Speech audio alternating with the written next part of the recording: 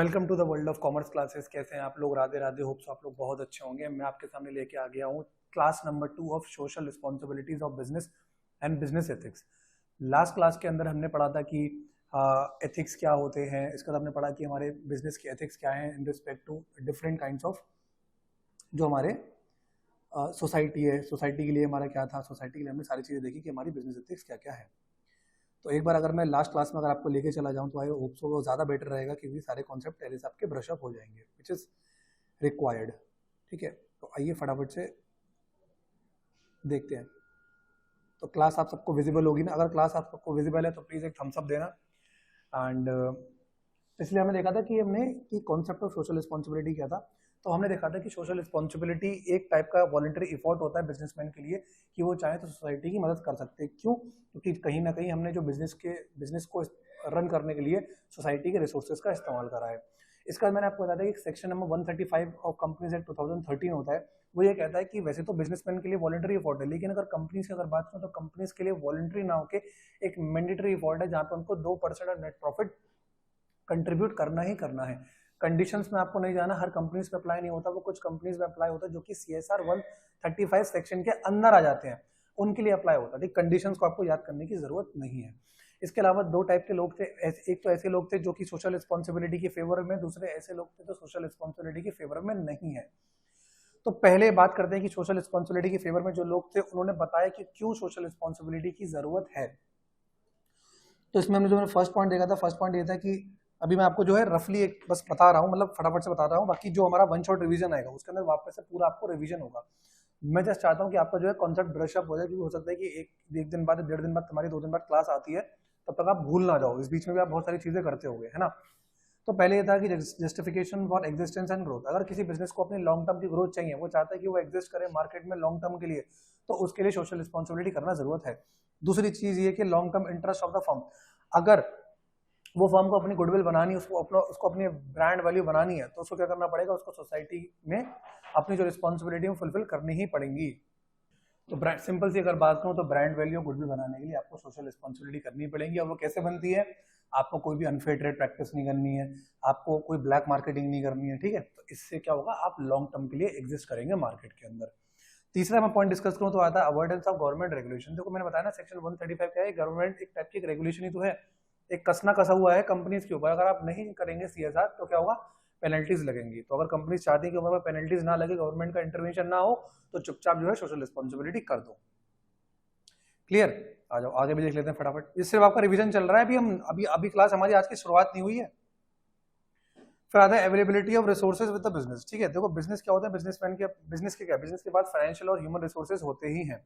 ठीक है, तो वो क्या करे, वो उनको इस्तेमाल कर सकती है सोसाइटी के प्रॉब्लम्स को रिजॉल्व करने के लिए। कंपनी के पास, बिजनेसमैन के पास पैसा भी होता है और साथ में लोग भी होते हैं, तो वो सोसाइटी के प्रॉब्लम्स को सॉल्व कर सकते हैं। फिर आता है better environment for doing business. अगर बिजनेस को सोशल रिस्पॉन्सिबिलिटी करनी है तो सबसे पहले जो उसके एम्प्लॉयज काम कर रहे हैं उसको एक अच्छा एनवायरमेंट दो। उनको अच्छा एनवायरमेंट मिलेगा तो ऑटोमेटिकली सोशल रिस्पॉन्सिबिलिटी हो ही जाएगी। ठीक है, आ जाओ और आगे आते हैं थोड़ा सा। फिर हमने देखा था contribution to social problems.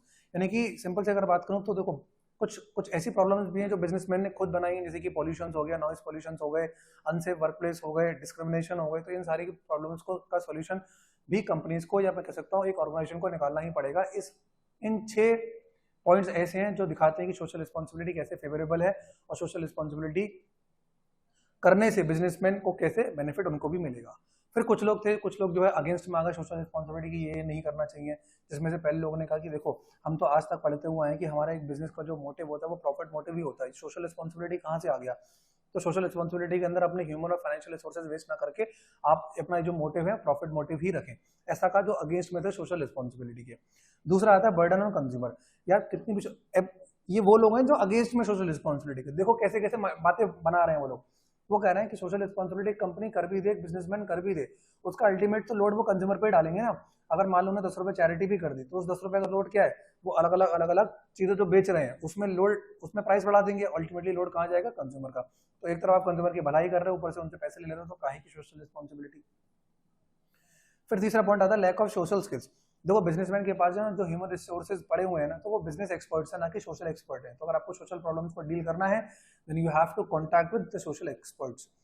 Fourth point आता है लैक ऑफ पब्लिक सपोर्ट। देखो जनरली क्या होता है ना कि अगर आप सोशल रिस्पॉन्सिबिलिटी करना चाहते हो तो पब्लिक ही आपको सपोर्ट नहीं करना चाहती है। मान ले मैंने एग्जांपल लास्ट क्लास में भी लिया था, सपोज मान लेते कि मैं कोई चीज बेचता हूँ, दुकान है मेरी, अगर मैं उनसे बोलूंगा ना सब पब्लिक वालों से कि हम ऐसा ऐसा काम करने वाले हैं तो इसमें थोड़ी सी चैरिटी की जरूरत पड़ेगी और हम अच्छा काम करने वाले हैं, तो वो कहेंगे यार तुम ऐसा करो, दुकान चलाओ, माल बेचो, प्रॉफिट कमाओ, ये सोशल रिस्पॉन्सिबिलिटी करने की जरूरत नहीं, नाम तुम्हें कुछ देने वाले हैं। तो अल्टीमेटली पब्लिक का भी सपोर्ट नहीं मिलेगा। तो हमने कॉन्सेप्ट पढ़ लिया सोशल रिस्पॉन्सिबिलिटी का, इसके साथ हमने देख लिया कि ऐसे लोग जो फेवर्स में है, ऐसे लोग जो आर्ग्यूमेंट में भी है। क्लियर यहाँ तक कॉन्सेप्ट। अब हम धीरे धीरे देखो अपने कॉन्सेप्ट की तरफ बढ़ रहे हैं, जिसको हम धीरे धीरे करते करते अपने आज के टॉपिक पे हम आ जाएंगे। उसके बाद था कि एक बिजनेसमैन की सोशल रिस्पॉन्सिबिलिटी है क्या अपनी सोसाइटी की तरफ, सोसाइटी में कितने लोग हैं और उनके प्रति क्या हमारी सोशल रिस्पॉन्सिबिलिटी है, ये हम यहाँ पे पढ़ेंगे। तो सबसे पहले हमारी जो रिस्पॉन्सिबिलिटी बनती है वो हमारे ही जो लोग हैं उनके प्रति बनती है। वो कौन है? हमारे शेयर होल्डर्स हैं। तो पहला क्या है? पहला पॉइंट ये कहता है कि अगर आपको अपने सोशल रिस्पॉन्सिबिलिटी करनी है अपने शेयर होल्डर्स के प्रति तो उनको रेगुलर डिविडेंड दो, अगर शेयर्स दिए और अगर पैसा लगवाए तो उन्हें डिवेंचर्स के फॉर्म में, तो उनको रेगुलर इंटरेस्ट भी दो। दूसरा पॉइंट कहता है कि जो भी आपने उनसे इन्वेस्टमेंट कराया ना, जो भी आपने उनसे पैसे लगवाए अपनी कंपनी के, भाई उनको सेफ रखना है तुमको। ऐसा नहीं करना है कि भाई उड़ा दिया, मेले में जाके पैसे उड़ा रहे हैं फिर कह रहे हैं भाई पैसा तो खत्म हो गया, ये नहीं करना है। तीसरा पॉइंट ये कहता है कि आपने क्या करना है, सबसे पहले आपने जो है आपने उन पैसों से अपनी कंपनी की क्या है अपनी फाइनेंशियल पोजीशन और स्ट्रॉन्ग करनी है। क्यों? क्योंकि जिन्होंने पैसा लगाया हुआ था ना उनके मन में अंदर ही अंदर रहता है कि यार ये कंपनी डूब ना जाए। जब वो देखेंगे दिन ब दिन मेरी कंपनी स्ट्रॉन्ग हो रही है, जिसमें मैंने पैसा लगाया वो बहुत ज्यादा प्रॉफिटेबल हो रही है, तो अल्टीमेटली उनकी सोशल रिस्पॉन्सिबिलिटी फुल होगी ही होगी। फिर आता है कि आपने उन पैसों से जो असेट खरीद लिए, यानी कि जो लोगों को आपने पैसा लगवाया अपने शेयर होल्डर का, उससे आपने जो असेट खरीदा उसको भी आपको सेफ ही रखना है। और लास्ट में आता है कि जितने भी इन्वेस्टर्स है ना उनके सभी का आपको जो भी काम करना है सबके हित में करना है। आपको कोई भी अपना पर्सनल मैटर नहीं करना, उसके अंदर पर्सनल चीजें इन्वॉल्व नहीं करनी है, उनका पैसा अपने पर्सनल अपनी बीवी पे अपने बच्चों पे इस्तेमाल नहीं करना है। जो भी सारा काम करना है कंपनी का जो भी काम होगा वो शेयर होल्डर्स के हित में ही होना चाहिए, या फिर जितने भी इन्वेस्टर्स हैं उनके हित में ही होना चाहिए। तो यहां तक क्लियर है ना कि अगर शेयर होल्डर्स के लिए अगर मेरी सोशल रिस्पॉन्सिबिलिटी क्या होगी, तो ये 5 पॉइंट आपको याद रहने चाहिए। फिर आता है कि जो वर्कर्स हैं हमारे, जो वर्कर्स कर रहे हैं, देखो वो कहते हैं ना कि दान घर से ही होता है, भाई ये बात तो जान लो।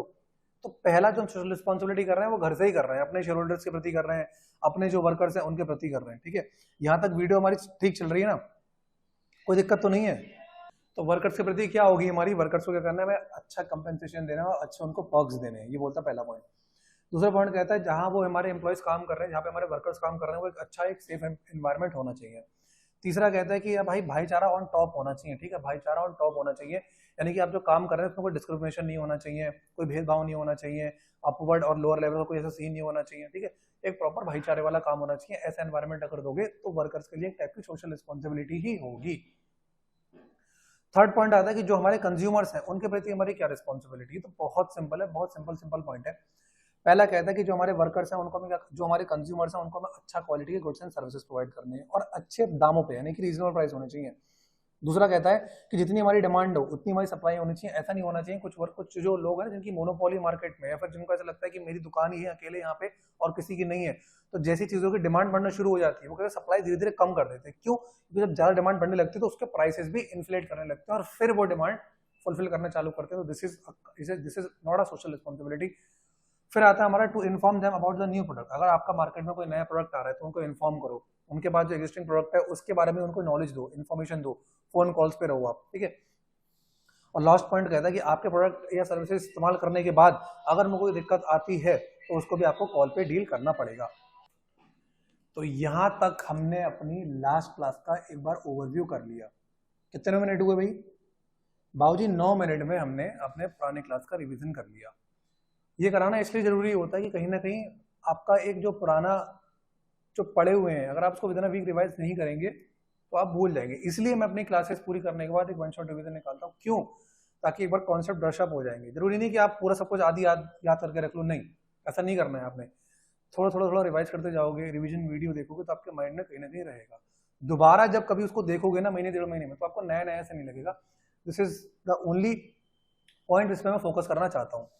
तो अब हम स्टार्ट करते हैं बेसिकली अपनी आज की क्लास, जहां पे हमारे अभी 2 पॉइंट और रह गए हैं, जहां पे हमको सोशल रिस्पॉन्सिबिलिटी किन लोगों के प्रति है एक बिजनेस की वो हमको देखना है। तो सबसे पहले देखते हैं कि 3 तो हमने देख लिए, शेयर होल्डर्स, वर्कर्स, कंज्यूमर्स। अब बात करते हैं कि गवर्नमेंट के प्रति हमारी क्या रिस्पॉन्सिबिलिटीज हैं। हमारे का मतलब as not a individual, we are talking about a businessman, क्योंकि chapter is focusing on businessman only, not on the individuals. तो गवर्नमेंट के प्रति क्या रिस्पॉन्सिबिलिटी, सबसे पहले भाई ऑनेस्टली टैक्स देना। टैक्स एवेजन बहुत लोग कर रहे हैं आज के टाइम में। अब कितना भी गवर्नमेंट ये स्कीम वो स्कीम ये पोर्टल बना ले, पर टैक्स एवेजन नहीं रोक पाएंगे, क्योंकि कहीं ना कहीं हमारे टैक्स जो हमारा टैक्सेशन सिस्टम है उसके अंदर कहीं ना कहीं लूप होल्स हैं जिनका फायदा उठा के टैक्स एवेजन कर रहे हैं। और वी एज अ इंडियंस हम लोग बहुत चालाक हैं इन सारी चीजों में करने के लिए। टैक्स एवेजन मतलब कहीं से हो जाए, 100 रुपए, लाख रुपए, करोड़ रुपए, इट डजंट मैटर, बस टैक्स एवेजन करना है हमें। तो पहली चीज, अगर आप चाहते हैं कि अगर आप एक समाज सेवा करना चाहते हैं तो गवर्नमेंट के प्रति भी आपकी एक समाज सेवा बनती है। आपके जो टैक्सेस बन रहे हैं उसको आप ऑनेस्टली दीजिए, ताकि गवर्नमेंट का रेवेन्यू जनरेट हो। रेवेन्यू जनरेट होगा तभी देश का भला होगा, वरना हम लोग लोन लेते रह जाएंगे। एक टाइम पे आके इतना बर्डन हो जाएगा हमारा दूसरी कंट्री के से हम लोन लेते लेते कि हम कभी भी डेवलप्ड कंट्री नहीं बन पाएंगे। दूसरा कहता है कि to observe rules laid down by the government. जो भी रूल्स एंड रेगुलेशंस ने गवर्नमेंट ने बनाए हैं उसका आप अच्छे तरीके से पालन करिए। ठीक है, आप पालन करेंगे तो आपको देखने वाला, पड़ोस से दुकान वाला भी पालन करेगा। जब अच्छे रूल्स एंड रेगुलेशंस बनाए जाएंगे और अच्छी तरीके से उसका पालन करा जाएगा तो कहीं ना कहीं डायरेक्टली क्या होगा, हमारी सोसाइटी का वेलफेयर अपने आप होना शुरू हो जाएगा। To avoid corrupting government employees. देखो, एक हमारा जो समाज सेवा बनता है वो समाज सेवा ये भी बनती है कि कभी कभार जब आपका गवर्नमेंट किसी एम्प्लॉय से पाला पड़ता है ना, तो आप ये देखना जरूरी कि आपको कहीं ना कहीं रिश्वत देनी पड़ जाती है। तो वो रिश्वत ना देना भी एक टाइप का सोशल रिस्पॉन्सिबिलिटी है। अगर रिश्वत आपने दे दी तो आप सोशल रिस्पॉन्सिबिलिटी नहीं कर रहे, कहीं ना कहीं आप गवर्नमेंट के एम्प्लॉयज को करप्ट और बनाना चाहते हैं, और इस सोसाइटी भी धीरे धीरे करप्ट होना शुरू हो जाएगी, फिर कोई रिस्पॉन्सिबिलिटीज नहीं रह जाएंगी किसी की। ठीक है, तो जो गवर्नमेंट वाला पॉइंट है वो बेहद इंपॉर्टेंट है प्रैक्टिकल पॉइंट ऑफ व्यू से। पहले क्या, आपने टैक्सेस को जो है पे करिए, जो भी रूल्स एंड रेगुलेशंस गवर्नमेंट ने बनाए हैं उनको अच्छी तरह उसका पालन करिए। और लास्ट पॉइंट ये कहता है हमारा कि एम्प्लॉयज को, जो भी गवर्नमेंट एम्प्लॉयज है उनको आपको करप्शन नहीं करना है उनके साथ, यानी कि उनको पैसे नहीं देने। देखो, ये अभी मैं यहाँ पे एक चेयर पे बैठा हूँ इतनी दूर, तो मैं मुझे कहते हुए सुटेबल लग रहा है कि हमको जो है एम्प्लॉयज को और करप्ट नहीं बनाना है, पर जिसपे बीतती है ना, जिस टाइम जो काम हो रहा होता है वो वही जानता है। मान लो किसी का काम होना, मान लो किसी को जीएसटी का रजिस्ट्रेशन चाहिए, इमीडिएटली रजिस्ट्रेशन चाहिए, उसको बिजनेस स्टार्ट करना है, पर अब डिपार्टमेंट से कुछ लोग आए, उन्होंने कहा कि नहीं नहीं हमें तो ये पर्टिकुलर अमाउंट चाहिए। ये आपका कोई जो केस है वो इनकम टैक्स में फंस गया, अब इनकम टैक्स डिपार्टमेंट वाले कह रहे हैं कि नहीं नहीं हमको इतना पैसा चाहिए, तो आपको उस प्रॉब्लम का जो सोल्यूशन वहां पे मिलता है तो आपको ये लगता है कि यार पैसे जो देने पड़ रहे हैं वो दो यार छोड़ो यहाँ से। ठीक है, गवर्नमेंट ने कुछ रूल्स एंड रेगुलेशंस बनाए हैं कि करप्शन नहीं होना चाहिए, पर गवर्नमेंट के एम्प्लॉयज ही करप्शन कर रहे हैं। सबसे बड़ी बात तो ये कि उनको भी कहने का सोशल रिस्पॉन्सिबिलिटी भी करनी चाहिए हम लोगों के प्रति। ठीक है, तो गवर्नमेंट का भी एक कुछ ना कुछ रिस्पॉन्सिबिलिटीज बनती है कि वो हम लोग के प्रति भी कुछ रिस्पॉन्सिबिलिटी करे। वो इस चैप्टर में नहीं दिया जाएगा क्योंकि इस चैप्टर में बिजनेस के पॉइंट ऑफ व्यू से हम बात कर रहे हैं। ठीक, तो 4 हमारे पॉइंट हो गए। लास्ट पॉइंट भी देख लेते हैं कि जो हमारी कम्युनिटी है उसके प्रति हमारी क्या रिस्पॉन्सिबिलिटीज है। पहला पॉइंट आता है to make avoidable opportunities for available opportunities for the employment. देखो, जो भी आप मान लेते हैं कि मान लो तो मैं एक कंपनी हूँ, ठीक है, मुझे मान लेते हैं लोगों की जरूरत पड़ रही है एम्प्लॉयमेंट के लिए, तो एक जो एम्प्लॉयमेंट का एक प्रोसीजर होता है ना, वो भी एक टाइप का वेलफेयर टाइप का एक एम्प्लॉयमेंट अपॉर्चुनिटीज होनी चाहिए, यानी कि जो भी डिजर्विंग कैंडिडेट होगा वो हमारे एम्प्लॉयड होगा। तो ये भी एक टाइप की सोशल रिस्पॉन्सिबिलिटीज है। कोशिश करिए ज्यादा से ज्यादा एम्प्लॉयमेंट करिए, क्योंकि ज्यादा से ज्यादा एम्प्लॉयमेंट करेंगे तो अल्टीमेटली आप सोशल रिस्पॉन्सिबिलिटी कर रहे हैं, क्योंकि लोगों का भला हो जाएगा। जो लोग आज बेरोजगार हैं उनको कहीं ना कहीं काम मिलेगा, जब काम मिलेगा तो उनकी अपनी स्टैंडर्ड ऑफ लिविंग वैसे भी अच्छी हो जाएगी। To avoid polluting the environment, यार एनवायरमेंट का खास ध्यान रखना है। नॉइज पॉल्यूशन, डिस्क्रिमिनेशन, पॉल्यूशन, इन सबको आपको दूर करना है, और तभी आप एक अच्छा व्यापारी बन जाएंगे। अच्छे व्यापारी बनेंगे तो एक ऐसे व्यापारी बनेंगे, कर्मठ व्यापारी बनेंगे जो अपनी सोसाइटी का भला चाहता है। और to uplift the weaker section of the society, और जो हमारे यहाँ कोई लोअर क्लास सेक्शन है ना, उसको उठाने का भी काम हम बिजनेसमैन को ही करना है। तो बेसिकली सर आपने हमको ये पढ़ा है कि बिजनेसमैन को क्यों रिस्पॉन्सिबिलिटी है, किसी को और रिस्पॉन्सिबिलिटी नहीं है, सबकी रिस्पॉन्सिबिलिटी अपने अपने लेवल पे। पर आपका सब्जेक्ट क्या है, बीएसटी, जीएसटी नहीं बीएसटी, बिजनेस स्टडीज। तो बिजनेस स्टडीज में कुछ ना कुछ बिजनेस स्टडीज की कुछ सोशल रिस्पॉन्सिबिलिटी भी होती है बिजनेसमैन की, वो आपने इस चैप्टर में पढ़ी है। आप भी बड़े होकर कुछ ना कुछ बिजनेसमैन जरूर बनोगे, कुछ सर्विसमैन बनेंगे, कुछ बिजनेसमैन बनेंगे। तो ऐसे लोग जो बिजनेसमैन बनेंगे, ऐसे लोग जो सर्विसमैन भी बनेंगे, उनके लिए एक चैप्टर है। ठीक है, क्लियर। तो थम्स अप दे दो कि जिनको समझ में आ गया। और तुम्हारे साथ ग्रहण कर रहे हैं जल, आप लोग भी कर लीजिए जल ग्रहण। प्रेम से बोलेंगे राधे राधे।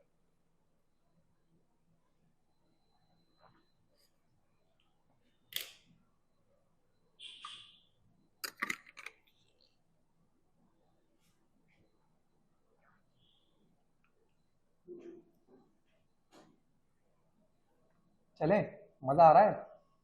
खाने से बहुत मजा आ रहा है।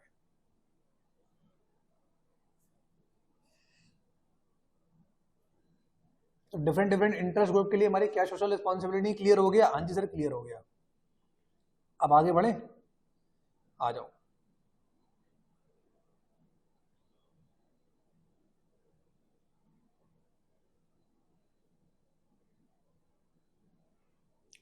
अब देखते हैं बिजनेस एंड एनवायरमेंटल प्रोटेक्शन, ये एक हेडिंग है, ये पॉइंट इंपॉर्टेंट है भाई, इसको जरा ध्यान से देख लेना, ठीक है।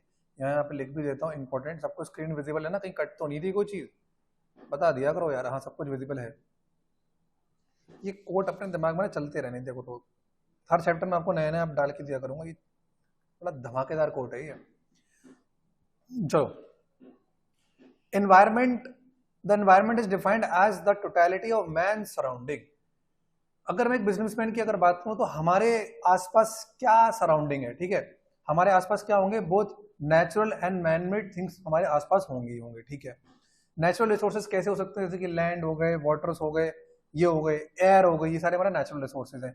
इसके अलावा कुछ मैनमेड रिसोर्सेज भी हैं, जैसे कि मान लो कल्चरल हेरिटेज हो गया, सोशो इकोनॉमिक इंस्टीट्यूशंस हो गए, एंड जो लोग हो गए, ये सारे हमारे मैनमेड चीजें हैं, यानी कि इंसानों की बनाई हुई चीजें प्लस जो हमारे नेचुरल जो रिसोर्सेज हैं, जो नेचर की बनाई हुई चीजें, वही तो हमारे आसपास हैं, यही तो हमारा एनवायरमेंट है। अगर मैं बिजनेस की बात करूं, यहाँ पे इस चैप्टर में आपको जो भी सोचना है एक बिजनेस के पॉइंट ऑफ व्यू से सोचना है, खुद को या आपको लेके नहीं, एक बिजनेस के पॉइंट ऑफ व्यू से सोचना कि बिजनेस के आसपास क्या चीजें हैं। एक तो बिजनेस, एक तो उस इंसान की बनाई हुई सारी चीजें हैं और नेचर की चीजें हैं। तो ये हो गया हमारा एनवायरमेंट की डेफिनेशन हो जाती है। अब बात करते हैं कि एनवायरमेंट पॉल्यूशन का मतलब क्या होता है।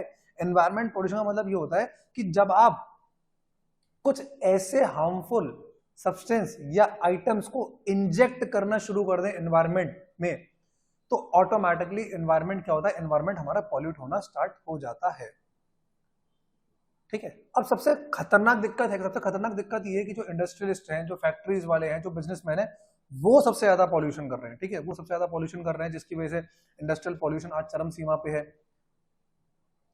और इसीलिए कहीं ना कहीं बिजनेस जो रिस्पॉन्सिबिलिटी बनती है, वो बिजनेस की रिस्पॉन्सिबिलिटी ये बनती है कि उसको अपने एनवायरमेंट को प्रोटेक्ट करके चलना है।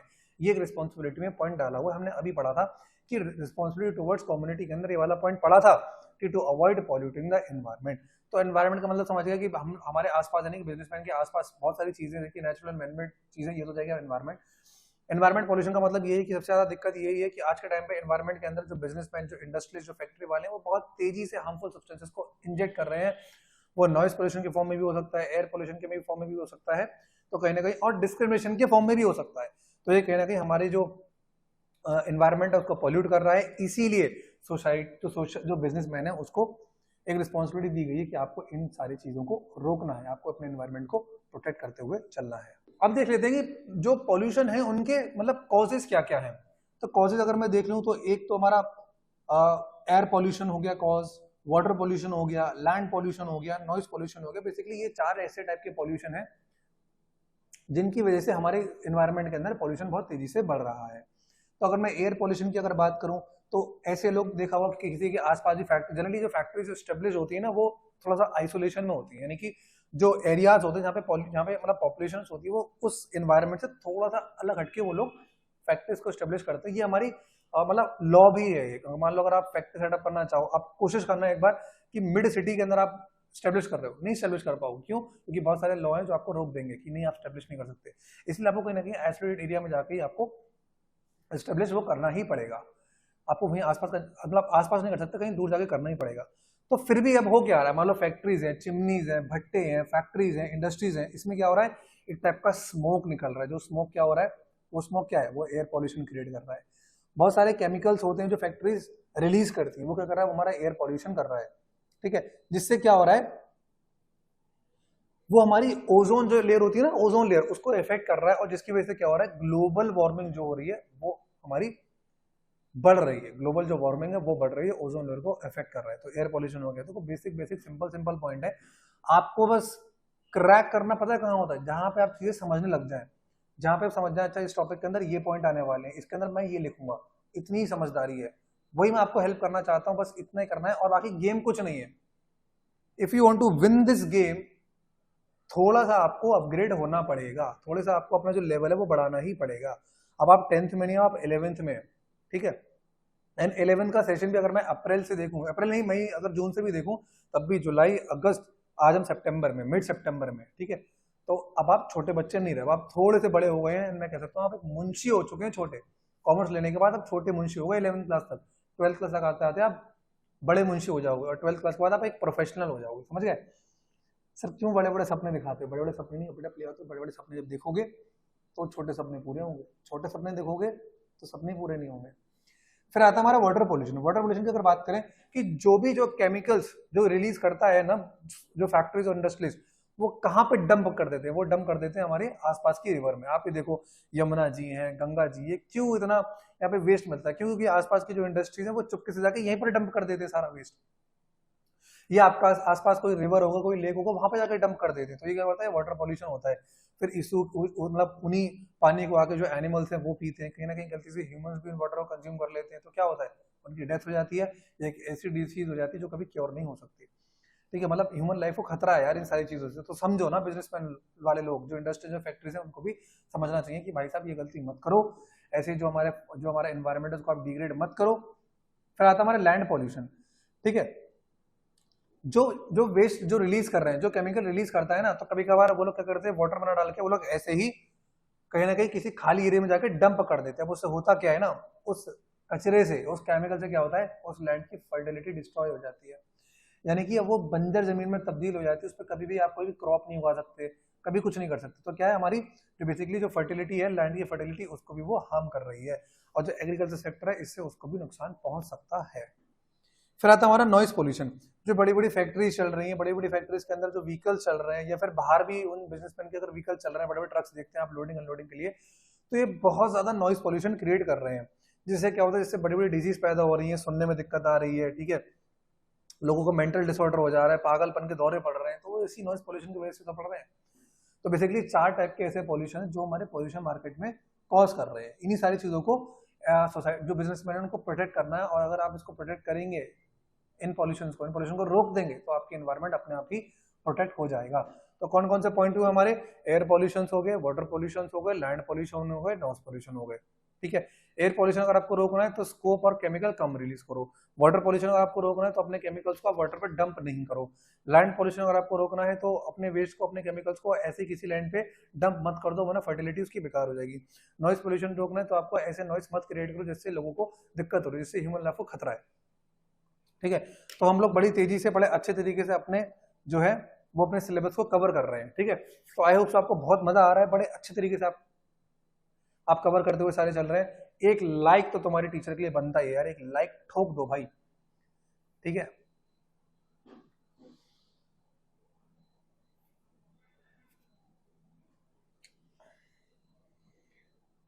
क्लियर, सब चंगा चल रहा है जी।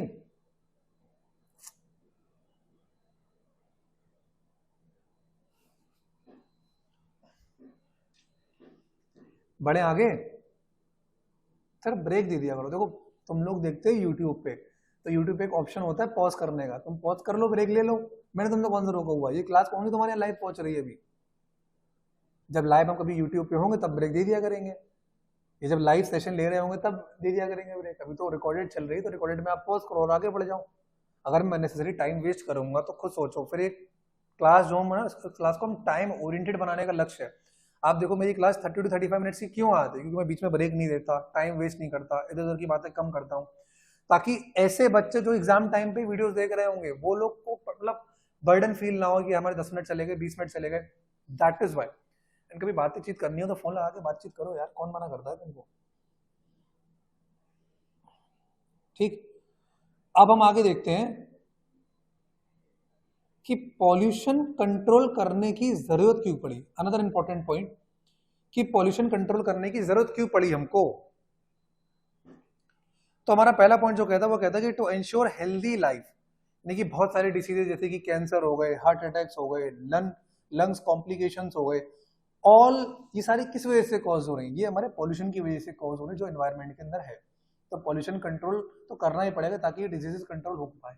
मान लो सोचो एक फैक्ट्री हमारे आसपास खुली हुई है, उस फैक्ट्री की वजह से लोगों को हार्ट अटैक्स पड़ रहे हैं, ठीक है, उनके लंग्स में दिक्कत हो रही है, कैंसर बन रहा है उसके वेस्ट से या उसके केमिकल से।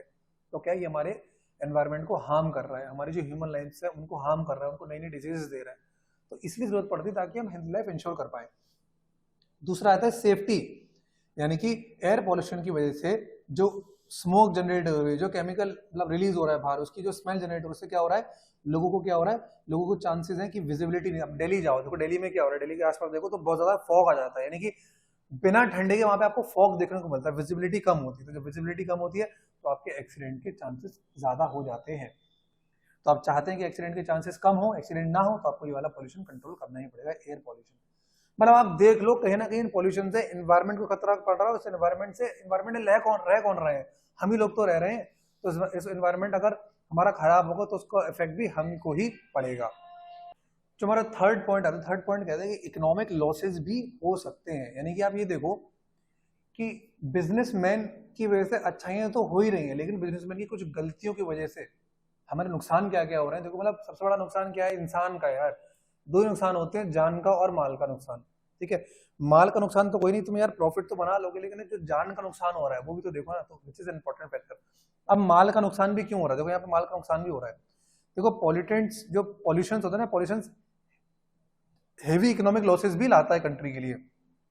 फॉर एग्जाम्पल कैसे, Taj Mahal is losing its beauty due to pollution. अब ताजमहल जाओ, ताजमहल के अंदर जो पहले उसकी रंगत थी, पहले जो उसकी खूबसूरती थी, पहले जो उसकी शाइनिंग थी, वो आज के टाइम पे नहीं, जस्ट बिकॉज ऑफ पॉल्यूशन की वजह से, ठीक है। पॉल्यूशन की वजह से तो कहीं ना कहीं ये इकोनॉमिक लॉस है हमारी कंट्री के लिए। ताजमहल से हम लोग कितना रेवेन्यू जनरेट करते हैं, वहाँ पे कितने लोग की पब्लिक आती है रोज, ठीक है। अब मान लो उसकी खूबसूरती वो नहीं रहेगी, उसमें वो चीज़ नहीं रहेगी जिस चीज़ के लिए लोग उसको देखने के लिए आते हैं, तो लोग क्यों आएंगे फिर? तो अल्टीमेटली इकोनॉमिक लॉस भी है, ठीक है। तो अभी तक क्या नुकसान पड़ा, क्या चीज़ पड़ी, क्योंकि जरूरत है हमारी पॉल्यूशन कंट्रोल करने की। एक तो हम चाहते हैं कि हेल्दी लाइफ रहे, दूसरी चीज़ हम चाहते हैं सेफ्टी रहे, और तीसरा क्या, हमारे इकोनॉमिक लॉसेस ना हो हमारे। क्लियर। और फोर्थ पॉइंट जो हमारा है, फोर्थ पॉइंट ये कहता है कि हम चाहते हैं कि improved public image, a firm that adopts pollution control measure enjoys a good reputation as a socially responsible enterprise। देखो ये बात से तो मैं भी एग्री करता हूँ। 10 दुकानदार हैं, एक दुकानदार आपको बहुत अच्छे से ट्रीट करता है, सोसाइटी के लिए कंट्रीब्यूट भी करता है, पॉल्यूशन कंट्रोल का भी ध्यान करता है, अपने कस्टमर से अच्छे बात करता है, अपने वर्कर्स के लिए भी अच्छा है वो, तो यार उसकी रेपुटेशन ऑटोमेटिकली बनी जाएगी। मैं कहता हूँ वो 2 रुपए चीज आपको महंगी भी देगा ना, तब भी आप उसके पास ही जाओ कि नहीं नहीं यार वो बंदा मतलब बहुत कुछ कर रहा है, सोसाइटी के लिए बहुत कुछ कर रहा है, हमारे लिए भी बहुत कुछ कर रहा है, गुड सर्विसेज भी अच्छी हैं, ओवरऑल बंदा ये बड़ा सोशली रिस्पॉन्सिबल एक टाइप का बंदा है, तो हम उससे ही जाके वो चीज खरीदेंगे। तो कहीं ना कहीं बिजनेसमैन की खुद की भी एक पब्लिक इमेज, खुद भी एक ब्रांड वैल्यू, खुद की भी एक उसकी गुडविल बन जाएगी। क्लियर, कोई दिक्कत? तो यहां तक अभी जो हमारी सेकंड क्लास है वो यहां तक रखते हैं। इसके आई गेस 2 क्लासेस अभी और आएंगी, आनी चाहिए, वरना एक क्लास अगर होगी तो थोड़ी सी लंबी हो जाएगी, तो कोशिश करेंगे 2, और अगर एक में हो जाएगी तो एक में कर देंगे, और उसके बाद आपके लिए निकाल देंगे एक वन शॉट रिवीजन। आपसे बस इतना ही कहना चाहता हूँ कि मतलब बेसिकली चैनल पे बने रहिएगा, जाइएगा मत, क्योंकि चैनल आपके बहुत काम आने वाला है, तो आपको निश्चित रूप से दे देता हूँ। क्लासेस भी देखो एक प्रॉपर क्लासेस आ रही है, नहीं कि जैसे आप स्कूल में पढ़ते हैं, जैसे आप कोचिंग में पढ़ते हैं ना, वैसे ही क्लासेस आ रही है, चैप्टर वाइज क्लासेस आ रही हैं, बैक टू बैक क्लासेस आ रही हैं, सारे कॉन्सेप्ट क्लियर करे जा रहे हैं, वन शॉट रिवीजन भी आ रही है, ठीक है। जल्दी ही केस स्टडी की भी हम एक डिटेल्स एक सीरीज स्टार्ट करेंगे, जिसमें हम सारी केस स्टडीज आपको कवर कराएंगे। उन केस स्टडीज में डिटेल तरीके से आप लोगों के डाउट्स भी क्लियर करेंगे। तो बहुत कुछ आने वाला है, लेकिन इस चैनल पर बने रहिएगा, ठीक है। हिम्मत बनाए रखिए, बहुत अच्छे मार्क्स स्कोर करेंगे, और एक बार ट्रस्ट अगर आपने दिखाई दिया है तो इस ट्रस्ट को थोड़ा सा लंबा लेके जाइए। आई गारंटी यू बहुत अच्छे मार्क्स आएंगे आपके। एंड प्लीज मार्क्स जरूर शेयर करना, अगर आपको मेरी क्लासेस लेके अगर आपको बेनिफिट होता है तो डेफिनेटली अपने कमेंट्स आप कमेंट सेक्शन में ड्रॉप कर देते हैं। कुछ बच्चों के मैसेज आ रहे थे, सर नोट्स कहाँ मिलेंगे? बेटा नोट्स इसके डिस्क्रिप्शन में पड़े रहते हैं वीडियोस के, आप देखिएगा मैं हर अपने वीडियो में डिस्क्रिप्शन में नोट्स पढ़ते ही पढ़ते हैं। एक आध में रह जाते होंगे तो वो किसी ना किसी मिस्टेक की वजह से रह जाते होंगे, वरना सारी की सारी वीडियोस में आपको नोट्स मिलेंगे। सेम जो मैं यहाँ पढ़ाता हूँ वही नोट्स आपको मिलेंगे। आप चाहो तो भी हार्ड कॉपी से पढ़ लो, चाहो तो आप पीडीएफ से पढ़ लो, लेकिन मैं लास्ट में आपको पूरे के पूरे नोट्स कंपाइल करके दूंगा। इतनी मेरी बात है, मैं आपको सारे के सारे नोट्स कंपाइल करके दूंगा मैं, ठीक है, 100% दूंगा। उसका आप प्रिंट निकलवा के इसको स्पाइरल बाइंडिंग करवा देना, प्रॉपर आपके नोट्स हो जाएंगे वो, जो कि आपको एग्जाम में बहुत अच्छे मार्क्स स्कोर करने में मदद करेंगे, क्योंकि मैंने अपने नोट्स में उतना ही लिखा हुआ जितना जरूरत है आपको एग्जाम में, ठीक है, जितना आपको एग्जाम में लिखना है उतनी जरूरत है, ठीक है। बाकी इस चैनल को आप लाइक करिए, सब्सक्राइब करिए, दोस्तों के साथ शेयर करिए, अपने जूनियर्स के साथ शेयर करिए, अपना प्यार ऐसे दिखाई रहिए, और ऐसे ही रोज आइए, पढ़िए, मुलाकात करिए, अच्छा लगता है। Till then bye bye and take care.